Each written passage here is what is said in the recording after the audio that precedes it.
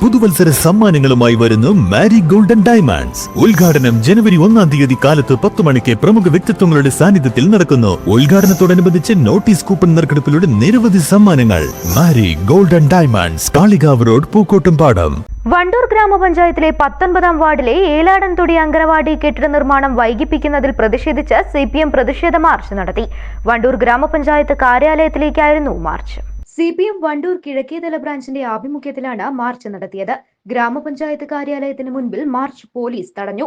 തുടർന്ന് നടന്ന ധർണ CPM area committee അംഗം അനിൽ നിരവിൽ ഉദ്ഘാടനം ചെയ്തു. ഇങ്ങനൊരു സമരം വേണ്ടി വന്നത് 2022-23 സാമ്പത്തിക വർഷം കിഴക്കേത്തലയിലെ ഈ ടൗണിനോട് ഏറ്റവും അടുത്ത് കിടക്കുന്ന ഒരു അങ്കണവാടി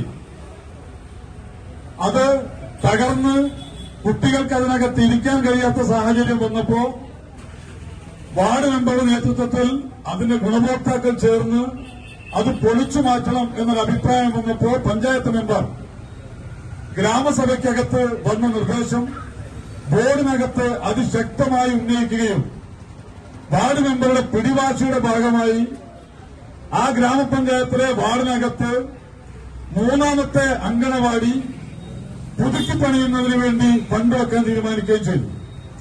എങ്ങനെ വാർഡ് മെമ്പർ ഫണ്ട് കണ്ടെത്തിയത്?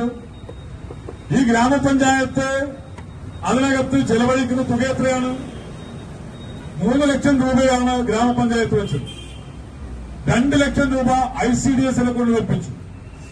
5 ലക്ഷം ഉറുപ്പിക NREGS തൊഴിലുറപ്പ് പദ്ധതിയിൽ ഉൾപ്പെടുത്തി 10 ലക്ഷം രൂപയ്ക്കാണ് ഈ ടൗണിനോട് ചേർന്ന് കിടക്കുന്ന ഈ പഞ്ചായത്ത് ഓഫീസിന് ഏറ്റവും അടുത്തുള്ള ഒരു അങ്കണവാടി പുതുക്കി പണിയാൻ വേണ്ടി തീരുമാനിച്ചത്. അങ്ങനെ അത് തീരുമാനിച്ച് അത് ടെൻഡർ ചെയ്ത് അവിടെയുള്ള പഴയ തകർന്ന് ജീർണിച്ച അങ്കണവാടി പൊളിച്ചു മാറ്റാൻ വേണ്ടി തീരുമാനിച്ച് അത് ടെൻഡർ ചെയ്ത് അത് പൊളിച്ചു മാറ്റി. അവിടെയുള്ള കുട്ടികളെ വേറെ അവിടെ അടുത്തുള്ള ഒരാള് ഒരു താൽക്കാലിക സംവിധാനം കൊടുത്തപ്പോൾ അവിടേക്ക് മാറ്റി ആ അങ്കണവാടി പൊളിച്ചു മാറ്റി. അത് പൊളിച്ചു മാറ്റിയിട്ട് 2 വർഷം കഴിഞ്ഞു.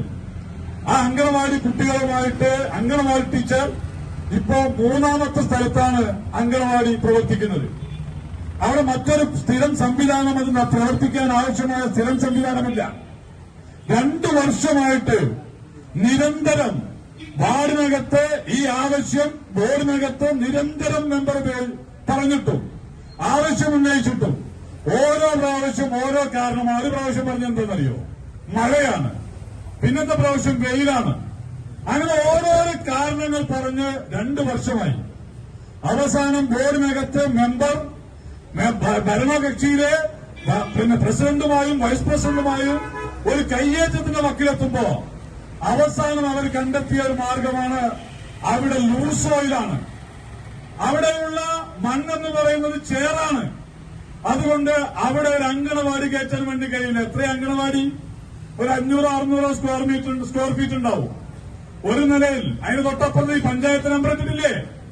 ഇവിടെ ഇരിക്കുന്ന 10,000-കണക്കിന് ശമ്പളം വാങ്ങുന്ന ഉദ്യോഗസ്ഥന്മാർ അവിടെ പോയി നമ്പർ ഇട്ടുകൊടുത്ത വീടുകളില്ലേ? 2,500-ഉം 3,000-ഉം സ്ക്വയർ ഫീറ്റുള്ള 2ഉം 3ഉം നില കെട്ടിടങ്ങളുള്ള വീടുകൾക്ക് നമ്പർ ഇട്ടുകൊടുത്തിട്ടില്ല. അതേ ഉദ്യോഗസ്ഥന്മാർ പറയുന്നത് ഒരു നിലയുള്ള അങ്കണവാടി അവിടെ കെട്ടിക്കഴിഞ്ഞാൽ ഭൂമിയുടെ അടിയിലേക്ക് പാതാളത്തിലേക്ക് അത് താന്നുപോകും.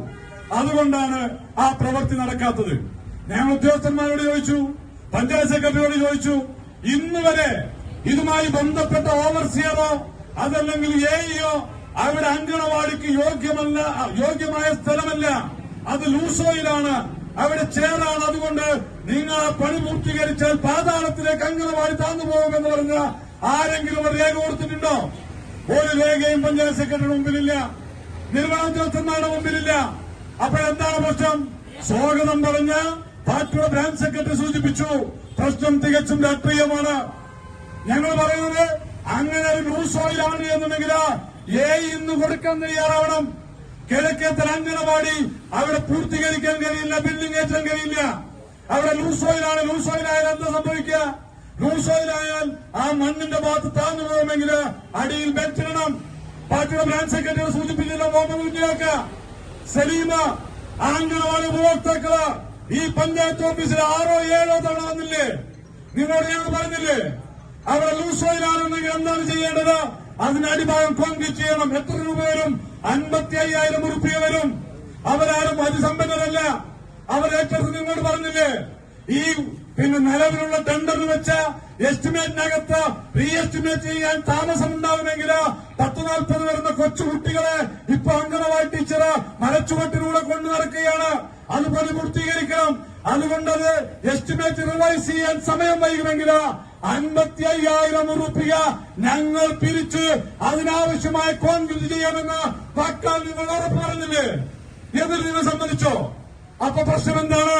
പ്രശ്നം ലൂസോയിലല്ല, പ്രശ്നം പാതാളത്തിലേക്ക് പോകുന്നതല്ല, പ്രശ്നം തികഞ്ഞ രാഷ്ട്രീയമാണ്. ആ രാഷ്ട്രീയം നിങ്ങളെക്കാൾ നന്നായി അറിയുന്നവരാണ് വണ്ടൂരിലെ കമ്മ്യൂണിസ്റ്റുകാരെന്ന് ഭരണസമിതി മനസ്സിലാക്കിക്കോ. നിങ്ങൾ എന്താ വിചാരിച്ച്? 45 കൊല്ലമായി UDF ഭരിക്കുന്ന പാട്. അവിടെ ഇപ്രാവശ്യം ജയിച്ചത് മൈഥിലി ചേച്ചി ജയിച്ചത് കമ്മ്യൂണിസ്റ്റുകാരുടെ വോട്ട് കൊണ്ട് മാത്രമാണ് എന്ന് ഞങ്ങൾ ഇന്നുവരെ എവിടെയും പറഞ്ഞിട്ടില്ല.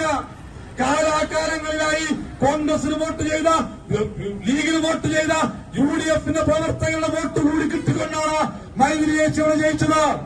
അതുകൊണ്ട് മൈഥിലി ചേച്ചി എന്താ കമ്മ്യൂണിസ്റ്റ് പാർട്ടിയുടെ ബ്രാഞ്ച് കമ്മിറ്റി ഓഫീസിൽ വെച്ചാണോ ആ പഞ്ചായത്തിലെ വികസനം ചർച്ച ചെയ്തത്? ഈ പഞ്ചായത്തിലെ 22 വാർഡുകൾക്ക് മാതൃകയാവുന്ന പ്രവർത്തനം.